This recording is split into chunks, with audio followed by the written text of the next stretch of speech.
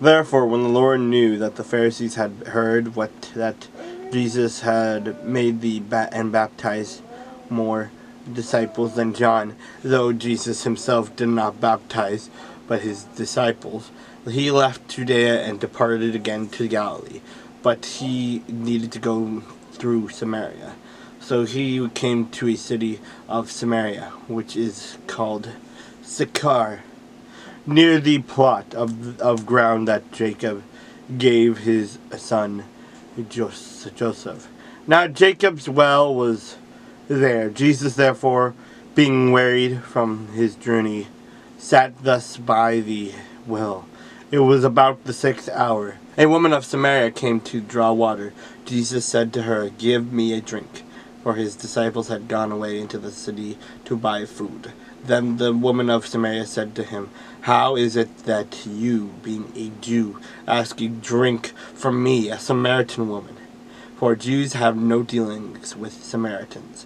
Jesus answered and said to her, "If you knew the gift of God and who it is who says to you, 'Give me a drink,' you would have asked him, and he would have given you living water." The woman said to him, "Sir, you have nothing to draw with, and the well is deep. Where then do you get that living water? Are you greater than our father Jacob, who gave us the well and drank from it himself, as well as his sons and his livestock?"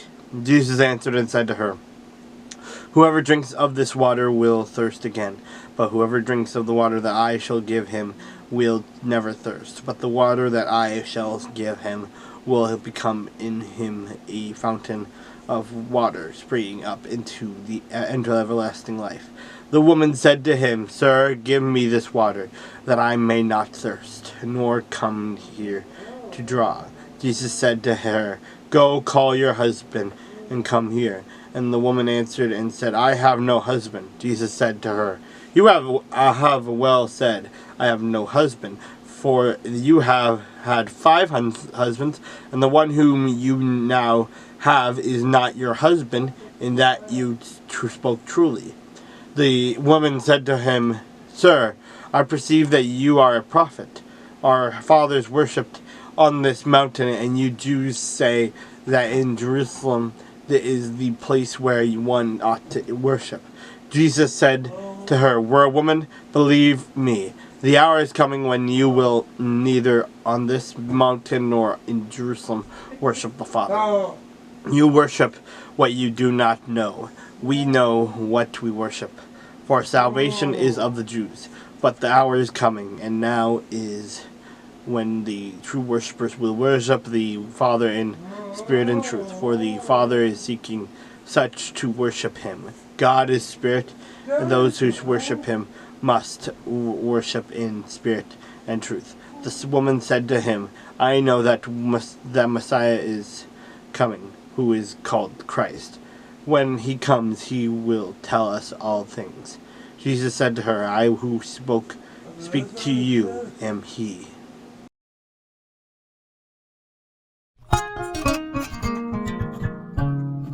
It pleased Darius to set over the kingdom 120 satraps, to be over the whole kingdom, and over these 3 governors, of whom Daniel was one, that the satraps might give account to them, so that the king would suffer no loss. Then Daniel distinguished himself above the governors and satraps, because of an excellent spirit was in him.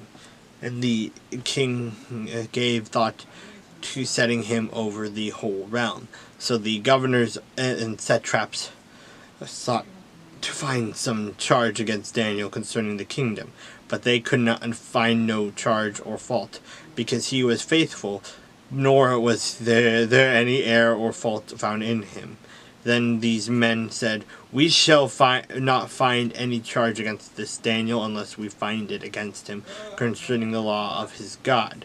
So these governors and satraps thronged before the king and said thus to him, "King Darius, live forever."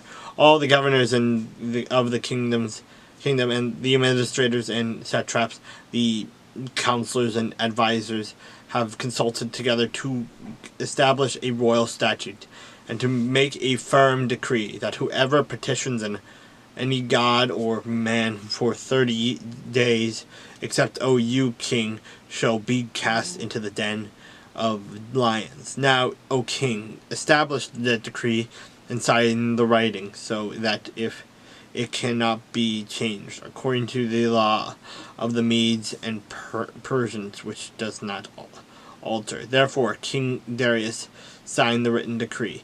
Now when Daniel knew that the writing was signed, he went home, and in his upper room, with his windows open toward Jerusalem, he knelt down on his knees 3 times that day, and prayed and gave thanks before his God, as was his custom since early days. Then these men assembled and found Daniel praying and making supplication before his God.